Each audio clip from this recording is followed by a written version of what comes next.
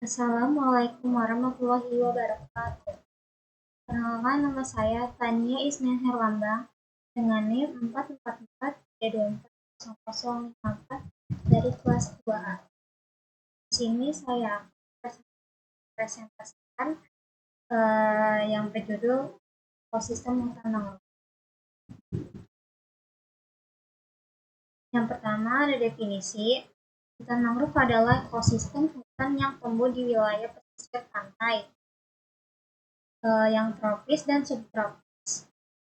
Jadi hutan mangrove ini itu tuh tumbuh di pesisir pantai. Dia itu mempunyai dua jenis, yaitu tropis dan subtropis, terutama di daerah yang dipengaruhi dengan pasang surut air laut. Nah, hutan mangrove ini juga didominasikan oleh vegetasi khas berupa pohon mangrove atau bisa disebut dengan bakau yang memiliki adaptasi khusus untuk hidup di lingkungan yang berlumpur, asin, dan tergenang di laut yang secara berkala. Mangrove juga memiliki akar napas dan akar tunjang untuk dia bisa beradaptasi dengan kondisi tergenang dan kadar oksigen yang sangat rendah. Selanjutnya, di sini ada informasi masalah jenis mangrove. Yang pertama yaitu penurunan keanekaragaman.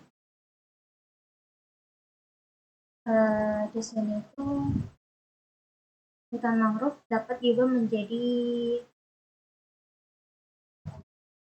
perkebunan kelapa sawit atau kawasan industri. Dampaknya yaitu hanya sedikit mangrove yang mampu bertahan di habitat yang sudah rusak, seperti kayak yang sudah lama untuk diolah. Atau yang kedua, ada perubahan iklim dan kenaikan muka air laut. Nah, di sini ada kenaikan suhunya dan perubahan pola curah hujan dan intrusi air laut. Nah, ini ada dampak juga dengan mengubah zonasi pertumbuhan berbagai jenis mangrove. Yang ketiga, yaitu kurangnya data dan penelitian jenis mangrove.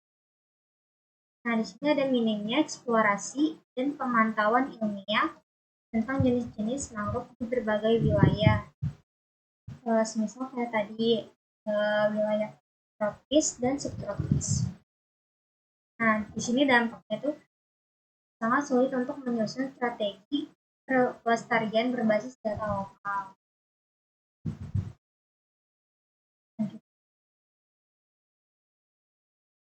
Nah, di sini ada zonasi hutan. Zona hutan mangrove ini dibagi menjadi 3 bagian, yaitu ada zona depan, zona tengah, dan zona belakang. Nah, zona depannya itu tuh zona tepi mangrove. Nah, yang kedua zona tengah yang bisa disebut dengan zona intermediate mangrove. Yang terakhir zona belakang atau disebut zona darat. Nah, yang pertama ini zona depan atau zona tepi mangrove itu zona yang paling dekat dengan laut yang sering tergenang saat pasangnya sedang tinggi. Nah, yang kedua yaitu zona tengah, zona yang di antara depan dan belakang yang bisa tergenang saat airnya sedang pasangnya sedang. Selanjutnya yaitu zona belakang. Zona belakang itu zona yang paling jauh dari garis pantai dan jarang sekali tergenang air laut.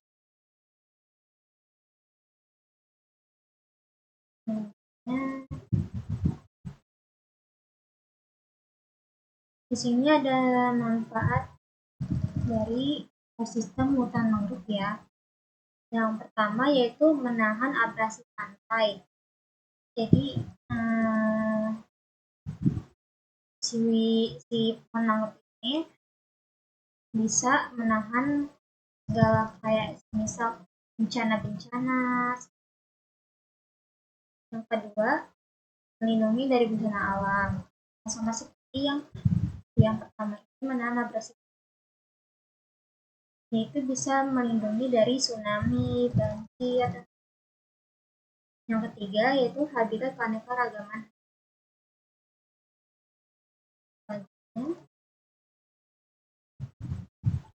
Ancaman hutan mangrove. Di sini dibagi dengan dua bagian ya, ada penebangan liar, yaitu pengambilan kayu mangrove secara tidak terhenti. Nah, kayu mangrove ini bisa dibuat dengan bahan bangunan, arang-arangan, dan kayu bakar.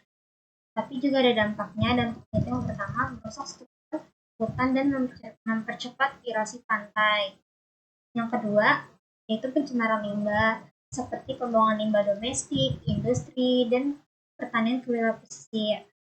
Seperti domestik itu contohnya sampah-sampah dari kemasan atau industri seperti dari limbah-limbah sampah pabrik.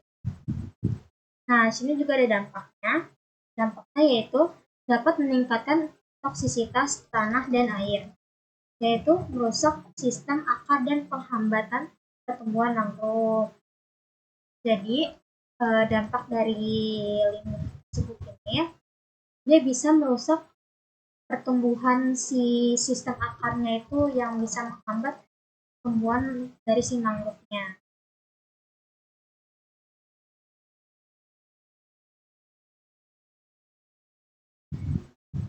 Terakhir, mangrove merupakan ekosistem yang sangat produktif dengan berbagai fungsi sosial. Mangrove juga berada di wilayah di bawah tekanan kuat dari penggunaan sumber daya yang baik. Mangrove di Indonesia telah menghadapi ancaman langsung akibat ulah manusia dan menjaga fungsi mangrove yang alami dan penting dalam berkontribusi terhadap mitigasi perubahan iklim dan adaptasi.